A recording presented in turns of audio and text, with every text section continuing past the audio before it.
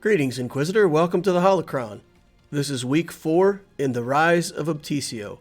I started this account on January 1st, used the Hyperdrive bundle, and I'm working to build the account to rise quickly through the new Grand Arena system. I do these weekly updates. You can follow along as I upgrade the characters. And today we're going to talk a lot about the early game bottleneck gear and how to keep the rest of your characters leveling up consistently. So let's first take a look and see what we managed to get done in the account this week. We did get enough materials for our second Zeta for the account. The first Zeta went on to Mon Mothma to be able to use her team to some advantage. Now we're going to apply the Zeta to Darth Vader's Merciless Massacre, get him up and running. He's gear 12. His mods are okay-ish. Of course, we're still, 4 weeks in, so we still have a lot of mod work to do. But we did get that Zeta onto Merciless Massacre. We also did manage to get a Relic level onto Kylo Ren Unmasked. It was our purpose, or our goal, to get him in week 5. We got him in week 4. Day 30. Day 30, we managed to get this first character to Relic. So we're going to learn something about how to scavenge. Of course, I have other accounts, so I already know this, but for anybody who may not be familiar with it, when you do get a character to gear 13, the Jawa is going to start talking to you. He's going to walk you through how to go over here and scrap this gear out for Relic pieces. So we're trying to be very aggressive with our Relic pieces, and he's like, hey, hit this button. You're part of a quest. You're not supposed to be just going crazy with it yet.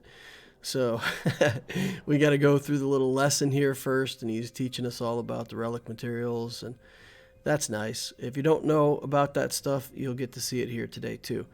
So when you're converting carbonite circuit boards at first, don't be too worried about scrapping gear that you might need later.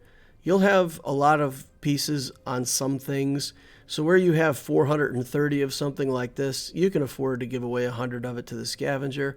So we just go through here, row after row. We're just going to cut these down by about 100 and just keep donating that material over to the Relic making scavenger.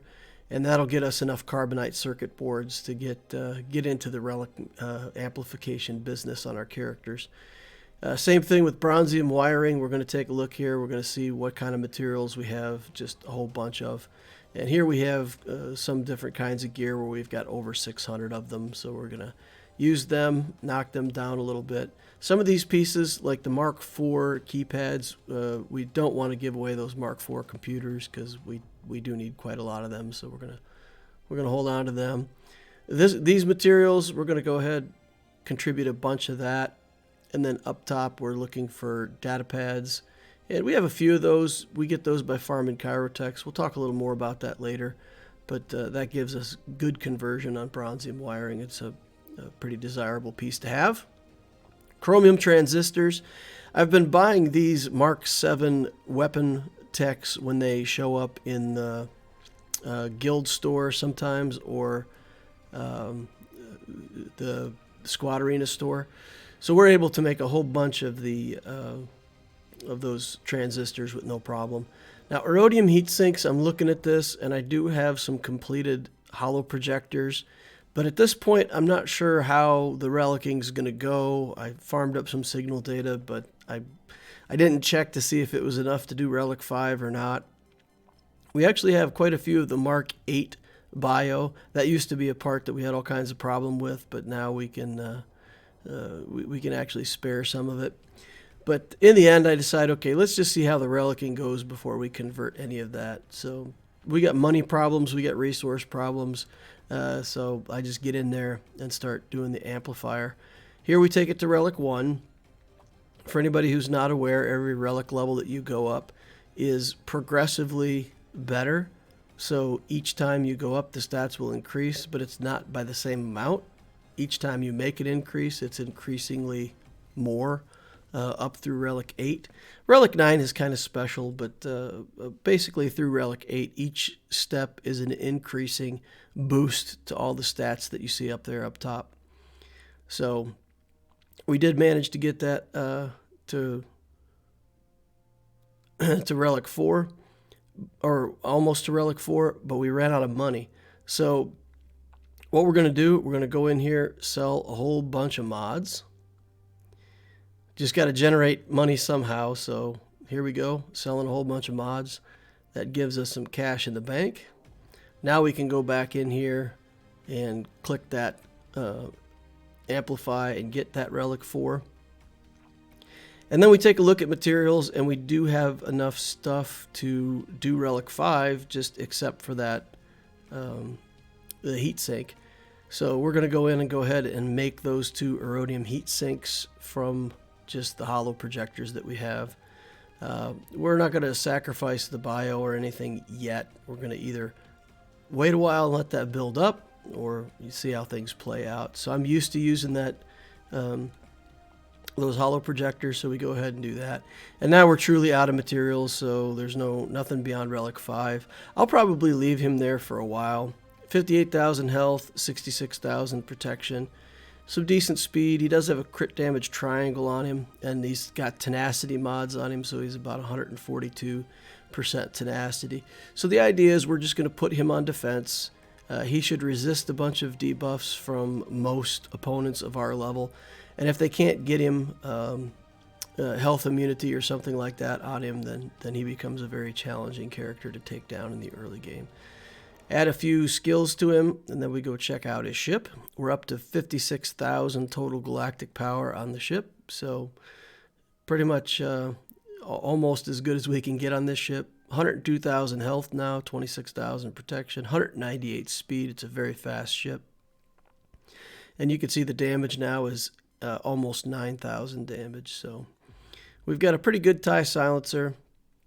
Still have 1 skill to get to level 8, but that's extra bonus damage for when he has advantage and he gets a critical hit with that skill. So going from 75 to 100% extra damage isn't the first thing that I want to invest resources in, so we're going to leave that alone. Looking here at the Vulture droid, the reinforcement calls a droid ally to assist, and we're not really using a droid ally in our current army. Home 1, we can get that up to 6 stars, so we're going to go ahead and close that out to 6 stars, and that spends pretty much all of the currency that we had for fleets. Take a look at Geos Starfighter. There are a couple skills here that we can level up on Sunfac, so in the end we're going to go ahead and level those up. We did get Sunfac all the way to 7 stars, so he's the first Geo to reach 7 stars. His ship is harder to build than the other ships, but we've got the character sorted out in good order, and we'll be able to put some more gear tiers on him. As far as modding goes, we didn't get too much modding done this week. I think we put some mods on Rex, but they weren't very impressive mods. And other than that, the account's in pretty much the same shape as it was the prior week. Just with a relic, with an extra Merciless Massacre, and with a few gear tiers here and there. Still working on 5s, haven't pushed him past the greedy gear tier that he has yet. Mon Mothma hasn't been able to level up yet. So pretty much we just sunk all of our effort this week into the Geos and into that relic.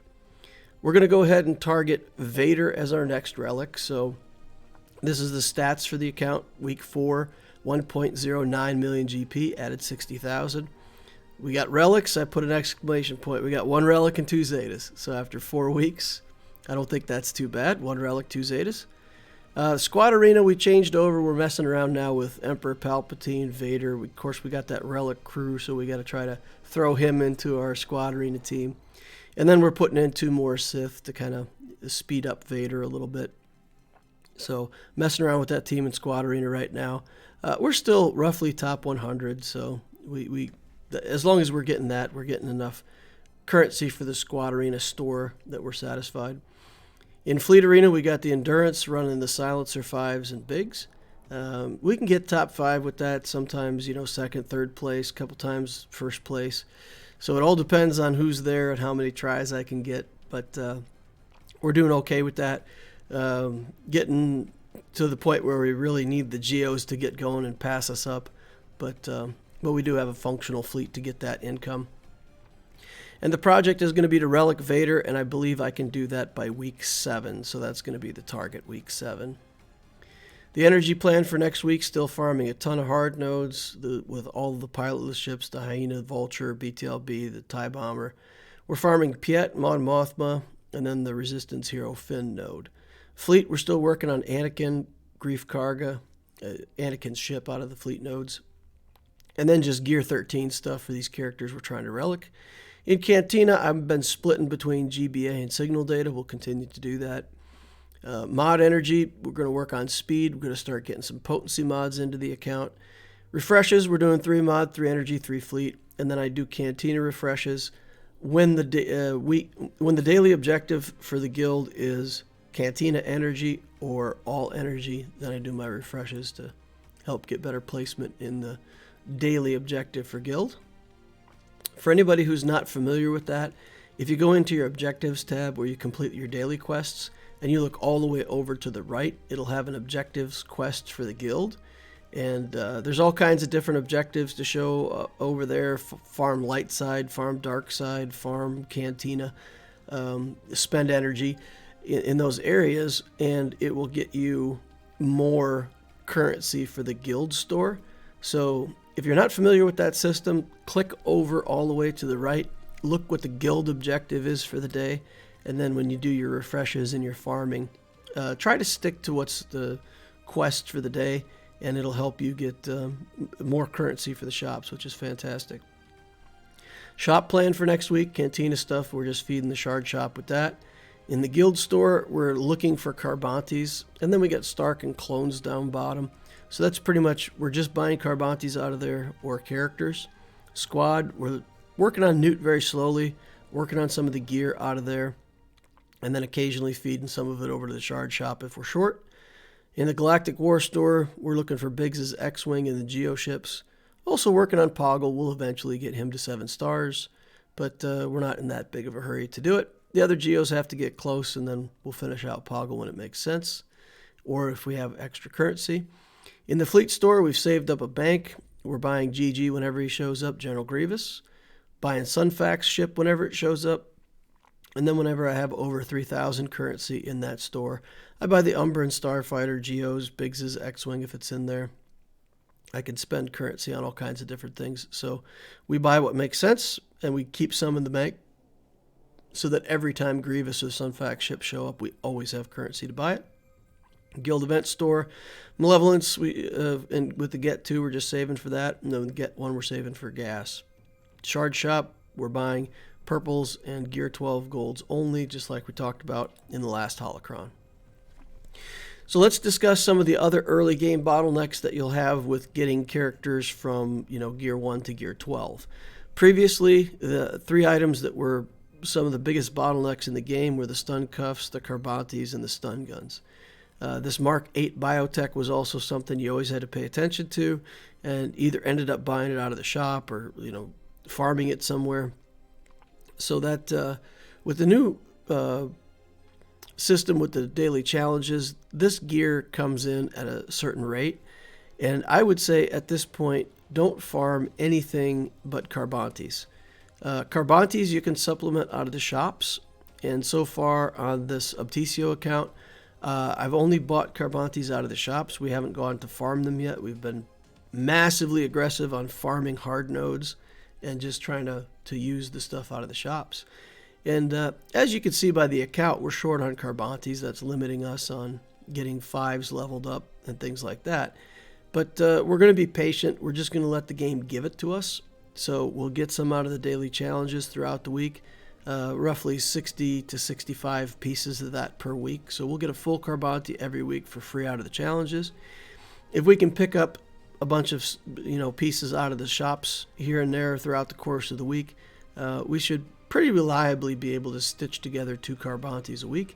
And as long as we do that, we'll keep up with all of this other gear at the rate that it's coming in. So my advice, if you're out there farming stun guns or farming Carbantes because that's what you're short on, don't use your energy on that stuff. Just wait. Just let the game give it to you slowly.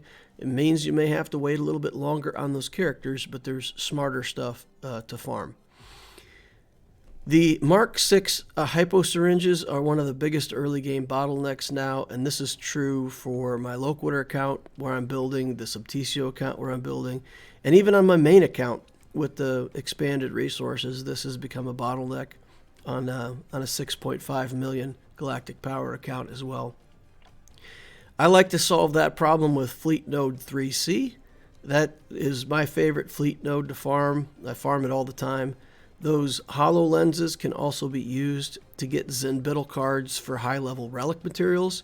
So that node is fantastic. If you farm up, 200 of those hollow lenses, don't worry. You're going to need them. You're going to use them. You're going to use them to make high-level relics. And so if you've got a problem with these Mark 6 syringes and you just want to get more of them and speed up whatever it is you're doing, look to that 3C normal fleet node as your solution to that. And farm that node. With the CNR hollow projectors, the Mark III projectors, similarly, 9F normal on the light side gives you the solid part of the Mark 8 bio and gives you the Mark 12 bayonets. Those bayonets can be used to convert to impulse detectors for Relic 8. And even if you're a low-level player and you're thinking, well, Relic 8 is an awful long way in my future, it doesn't matter. Farming up this node, getting those extras, by the time you get to the point where you have Relic 8, the conversion on these is really bad. So you'll need like 200 of them or maybe 250 of these to convert to 10 impulse detectors. So the conversion rate is really bad on these. But farming this node to solve your problem with the projectors can help solve another problem down the road. If you just want to grab more projectors fast and you have extra fleet energy, you can also hit this 1G fleet node. It's only 8 energy to farm, and you can use that. I would rather farm the harder node with the higher energy and all of the gear on it. But again, this is fleet energy, so the difference is you can go over there and grab some extra pieces for fleet if you want to. It's not a bad node. The KRUs will also be early bottlenecks, and just to say what I do, I take all of my Grand Arena currency. I spend it just on these KRU battle computers, and I don't ever have to buy them. They come in at a rate that I can build everything that I want to. I don't usually have a huge bank of them. Sometimes they build up to like 300 or 400, but then within a few weeks, I've used them on characters and they're right back down. So by using the Galactic, the GAC store to buy those KRU battle computers, not have to farm them. That node is pretty poor for farming, so I don't want to farm it. Then the KRU shock prod is the opposite. If you go to node 7B, it's going to give you all kinds of materials that break down for bronzium wiring and some stuff for carbonite circuit boards as well, I think. So you get a ton of relic materials farming these shock prods. So that's my deal. And on my main account, a very well developed account with my gear efficient strategy in play, I would say for the last 5 months, I have only farmed node 7B and 9F normal. Those are the only 2 normal energy nodes that I farm anymore for any reason. And it's working out very well. And 3C on fleet if I have extra fleet energy. So if you take that program and you think about it this way, you're going to get those other materials from events and things like that. There are some other pieces that you may have to go farm. There's a Mark 9 data pad and some binoculars and hollow projectors and stuff like that occasionally you'll have to farm. But that's when it's down to just that one material for a character that you really want to level up, and that's fine. You can farm that up. I'm not saying you can't farm anything else, but don't go looking for Carbantes, for example, by farming. Just let the game bring them to you, buy them out of the shops, and spend your energy farming these other more useful things. Progress, I didn't really work on any progress stuff, so we haven't progressed any further in fleets, haven't even tried. Now that we got the Relic on crew, I may have some extra fleet energy to spare, so we'll see if we can make some more progress in that over the next week. That's going to wrap up the review of the Obticeo account for week 4. Thank you all for watching. I appreciate each and every one of you. Like this video, it helps get it more attention. The more people that see this, the more new players we have that might be able to join in and make good accounts, be part of a good functional guild. So if you can get new players to this direction, all you got to do, just click the like button, and that'll help more people see this video. Subscribe to see more like this in the future, and join us over on Discord. A link to the Discord's in the description for the Holocron down below. Just click on that and come on over and be part of the Darth Loquitur community. Thank you all for watching, and I will see you in the next Holocron.